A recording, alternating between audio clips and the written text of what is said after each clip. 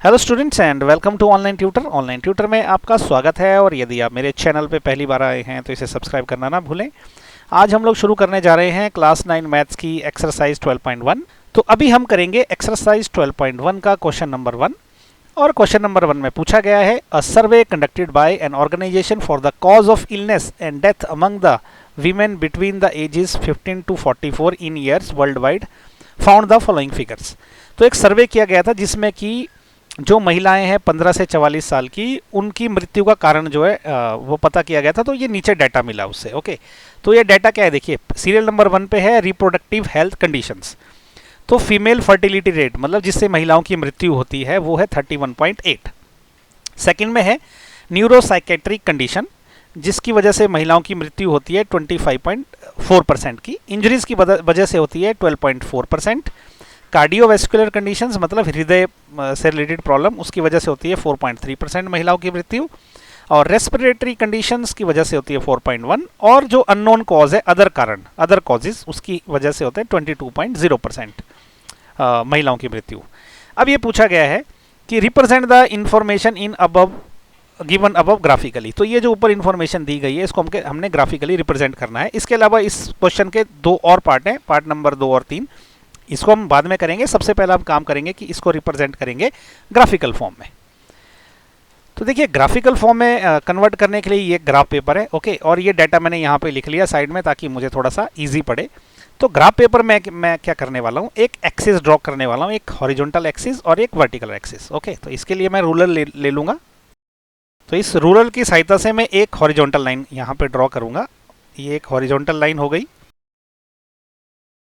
और एक vertical line draw करूंगा, तो ये एक वर्टिकल लाइन हो गई। ओके, तो ये हो गया इसका एक्सिस। अब क्या है, मैं क्या करने वाला हूं, ये डिवीजन अगर आप देखेंगे तो 10-10 पॉइंट की डिवीजन है और हमारा जो मैक्सिमम डाटा, ये ध्यान देने वाली बात है, 31.8 मैक्सिमम है। देखिए 22 भी कम है तो मैक्सिमम डाटा 31.8। तो हमारे इस एक्सिस पे जो वर्टिकल एक्सिस है उसमें 31.8 नंबर आना चाहिए। देखिए अगर मैं इसको क्या करूंगा, यहां से अगर पकड़ूंगा, ये है, अगर इसको मैं ये देखिए, ये है 10, ये है 20, ओके, ये हो जाएगा 30 और ये वाला पॉइंट हो जाएगा 40। तो 31.8 कवर हो रहा है। तो मैं क्या करूंगा, इसको डिवाइड करूंगा। ओके, तो ये देखिए, ये सेंटर का जो पॉइंट रहेगा ना, ये रहेगा 1 2 3 4 5, ये रहेगा 5, ये बन जाएगा 10, 11 12 13 14 15, ये बन जाएगा 15, ये 20, ये बन जाएगा 25, ये 30 हो जाएगा और ये हो जाएगा 35। तो मेरा पेन चल नहीं रहा है तो मैं इसको लिख लेता हूं हाथ से। ये है 5, ये है 10, ये है 15, ये है 20 यहां पे। ओके, 25, 30 और ये हो गया 35। इसी प्रकार से हॉरिजॉन्टल में मैं क्या करूंगा, इसके सेंटर में, ये थोड़ा मेरा पेन यहां पे चल नहीं रहा है, कुछ टेक्निकल इश्यूज है, तो ये आप इस पॉइंटर पे ध्यान दीजिए। अभी यहाँ देखिए, ये जो है यहाँ से यहाँ के बीच में मैं पहला वाला डाटा डालूंगा जो कि है सीरियल नंबर 1। ये क्या करूंगा, इसके मैं लगभग सेंटर पे लिख दूंगा। ओके, यहाँ पे मैं लिख दूंगा सीरियल नंबर 1। ओके, यहाँ पे मैं इसके सेंटर में लिख दूंगा सीरियल नंबर 2, ये है सीरियल नंबर 3, ये है सीरियल नंबर 4, सीरियल नंबर 5 और ये है सीरियल नंबर 6। ओके, अब ये जो है मैं, क्योंकि ये बहुत बड़ा है तो इसको जो है रिप्रोडक्टिव हेल्थ कंडीशन लिखना मुश्किल है, तो मैं इसको शॉर्टकट में लिखूंगा। Okay, RHC। तो मैं इसको लिखूंगा पहले के अंडर, ये हो गया RHC। ओके, आप चाहे तो ना लिखे, सिर्फ 1 2 3 4 5 6 भी लिखेंगे आपका काम हो जाएगा। दूसरे इसको जो न्यूरोसाइकेट्रिक कंडीशन है इसको लिख दूंगा मैं NC। तीसरे को मैं लिखूंगा इंजरीज को मैं I लिख दूंगा। फोर्थ वाला है कार्डियोवैस्कुलर कंडीशंस, तो इसको मैं CC लिख देता हूं। फिफ्थ वाला है रेस्पिरेटरी कंडीशंस, इसको मैं RC लिख देता हूं। और जो सिक्स्थ वाला है वो है अदर कॉजेज, तो मैंने इसको OC लिख दिया। ओके, आप चाहे तो आप पूरा लिख सकते हैं, अगर आपके पास पेपर में जगह है तो आप पूरा लिख सकते हैं। सबसे पहले हम जो है वो ड्रॉ करने जा रहे हैं पहला वाला रिप्रोडक्टिव हेल्थ कंडीशन। सो एक के ऊपर इससे 31.8%।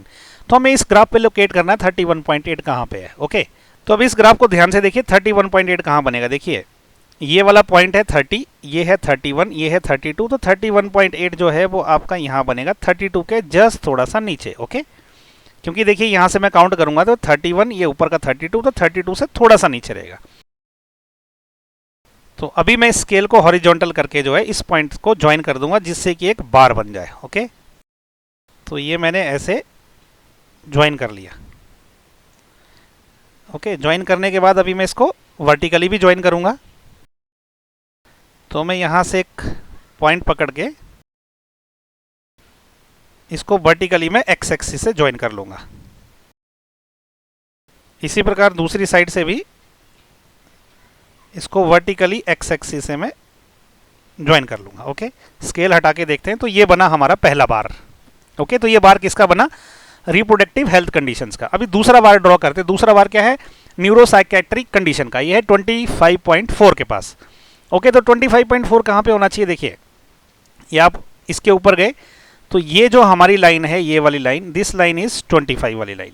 ओके, 25.4 का मतलब है कि 25 और 26 के बीच में, तो लगभग यहाँ पे ये पॉइंट आएगा, ये वाला पॉइंट। ओके, 26 और 25 के बीच में, लेकिन थोड़ा सा नीचे वाली साइड में। अब इसको भी हम सिमिलर तरह से ज्वाइन कर लेंगे। ये स्केल को मैंने हॉरिजॉन्टल रख दिया है क्योंकि ये डिजिटल स्केल है, इसलिए मैं थोड़ा टाइम लग रहा है। आपको जो है एक्चुअली में पेपर पे करना है, ये पेंसिल और रूलर की हेल्प से। ये मैंने ड्रॉ कर दी हॉरिजॉन्टल लाइन। अभी मैं वर्टिकल लाइन से नीचे एक्स एक्सिस से जोड़ दूंगा, दूसरी तरफ भी जोड़ दूंगा। तो ये बन गया बार नंबर 2। ओके, तो ये बार नंबर 2 किसका है? न्यूरोसाइकेट्रिक कंडीशन का। इसी तरह से बार नंबर 3 देखेंगे, ये है 12.4। ओके, तो 12.4 कहाँ पे रहेगा? ये देखिए, ये है 10। ओके, तो ये 11, ये 12 और ये ऊपर का 13 रहेगा। तो 12.4 का रहेगा 12 और 13 के बीच में रहेगा। तो ये रहेगा वो पॉइंट। इसको भी ज्वाइन कर लेंगे।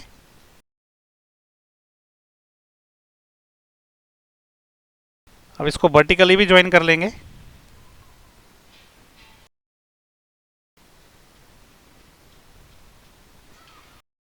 ये बन गया बार नंबर 3। ओके, मैं डिजिटल स्केल से कर रहा हूं, जब आप इसको पेन पेपर से करेंगे तो और अच्छा फास्ट और नीट और क्लीन होगा। ये फोर्थ क्या है आपका? Cardiovascular conditions. ये है 4.3। ओके, 4.3 देखिए क्या है, ये वाला मेरा पॉइंट है। देखिए यहां से चलेंगे अगर 1 2 3 4, ये 4 हो गया क्योंकि 4.3 है, तो 5 और 4 के बीच में रहेगा, लगभग आधे से थोड़ा सा नीचे। तो ये वाला पॉइंट है आपका 4.3। इसको मैंने हॉरिजॉन्टली ज्वाइन कर लिया। अब इसको वर्टिकली ज्वाइन कर लूंगा दोनों साइड से।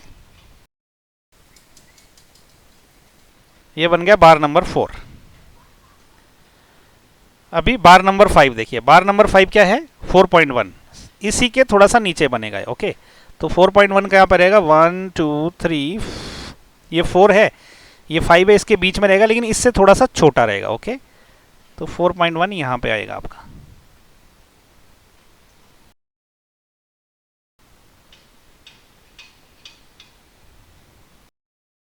हॉरिजॉन्टली ज्वाइन कर लिया, अभी वर्टिकल ज्वाइन कर लेंगे।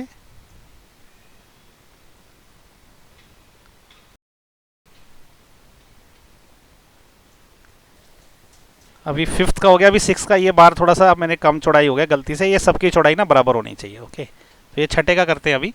ये है 22.0। तो 22.0 कहाँ पे आएगा? देखिए ये है आपका 20 और 22.0 मतलब 22 है, ये तो 21, ये 22, तो ये वाला पॉइंट है 22 का। Okay, so this point is 22।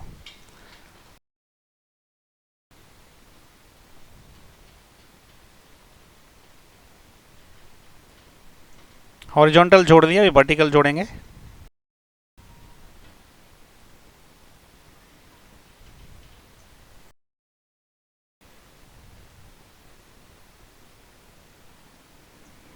Okay, तो ये सारे के सारे बार जो है वो बन गए हैं। ओके, तो अगर आप देखिए मेरे जो ये बने हैं, मैंने क्योंकि डिजिटल स्केल पे बनाए हैं, तो डिजिटल स्केल पे थोड़ा neat and clean banana difficult पड़ता है। आप जब हाथ से बनाएंगे तो ये नीट एंड क्लीन बनने चाहिए, बिल्कुल ऐसे। और इनकी चौड़ाई सबकी बराबर होनी चाहिए। जैसे इसकी थोड़ी सी कम हो गई बाय मिस्टेक, बाकी सबकी ओके है। तो ये ऐसा बन गया। अब देखिए, तो पहला जो है क्वेश्चन का पहला पार्ट खत्म हो गया कि हमें ये बताना है, इसको ग्राफिकली रिप्रेजेंट करना। तो ये ग्राफिकली रिप्रेजेंट हो गया। नेक्स्ट में हम क्या करेंगे? बाकी बचे 2 क्वेश्चंस के आंसर करेंगे। तो अभी हम बाकी के बचे हुए 2 क्वेश्चन करने जा रहे हैं, जिसमें कि इन्होंने पूछा है, देखिए सबसे पहला जो क्वेश्चन तो हमने कर दिया कि इसको ग्राफिकली डाटा को रिप्रेजेंट कर दिया, तो ये डाटा हो गया ग्राफिकली रिप्रेजेंट। ओके, ये सबसे इंपॉर्टेंट पार्ट था इसका। अभी सेकंड इसमें ये बोलता है कि भाई which condition is the major cause of women's ill health and death worldwide. तो जो वीमेंस रहती है उनका डेथ का सबसे बड़ा कॉज क्या है, ठीक है।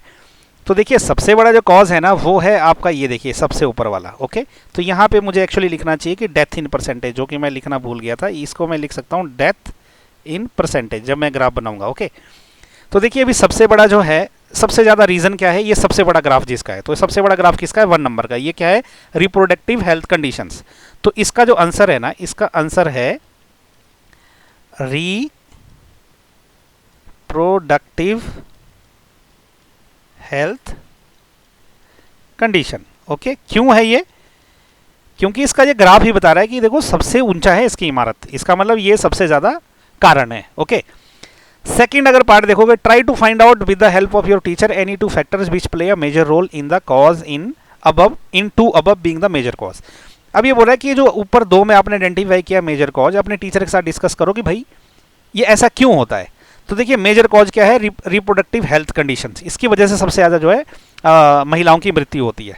तो आप अपने टीचर से ना क्लासरूम में इस बारे में डिस्कस कर सकते हो, लेकिन इसका जो मेजर कॉज, चाहे आप किसी भी कंट्री में रहो, इंडिया में रहो या फॉरेन में भी रहो, सबसे बड़ी दिक्कत ये होती है, इसका जो पहला कॉज रहेगा वो होता है लैक ऑफ मेडिकल फैसिलिटी। क्योंकि अगर जहाँ पे मेडिकल फैसिलिटी नहीं होगी ना, तो वहाँ पे ये सब होगा ही होगा। ओके, तो lack of medical facility, okay, facility या फैसिलिटीज रख सकते हैं आप। दूसरा क्या हो सकता है, मेडिकल फैसिलिटी होते हुए भी विलेज में ना जो महिलाएं रहती है, वो इस पर्टिकुलर इस तरह की जो बीमारियां रहती है रिप्रोडक्टिव सिस्टम से रिलेटेड, तो उसके बारे में उनको अवेयरनेस नहीं होती, उनको पता ही नहीं रहता है। ओके, क्योंकि लोग ओपनली डिस्कस नहीं करते इन चीज़ों के बारे में। तो जो दूसरा सबसे बड़ा कारण हम लिख सकते हैं लैक ऑफ अवेयरनेस। ओके, ऐसा लिख सकते हैं। इसके अलावा आप और भी बहुत सारे कारण लिख सकते हो। ओके, लैग मतलब दुनिया भर के कारण हो सकते हैं, लेकिन ये 2 जो है ना मेजर रीजन आप लिख सकते हो। अदरवाइज आपके टीचर से डिस्कस करिए, अगर आपको और कुछ बेटर चीज़ बताते हो तो आप उसमें भी जा सकते हो। ओके, तो इसी के साथ ना 12.1 का क्वेश्चन नंबर 1 खत्म हो गया। नेक्स्ट वीडियो में हम करेंगे 12.1 का क्वेश्चन नंबर 2।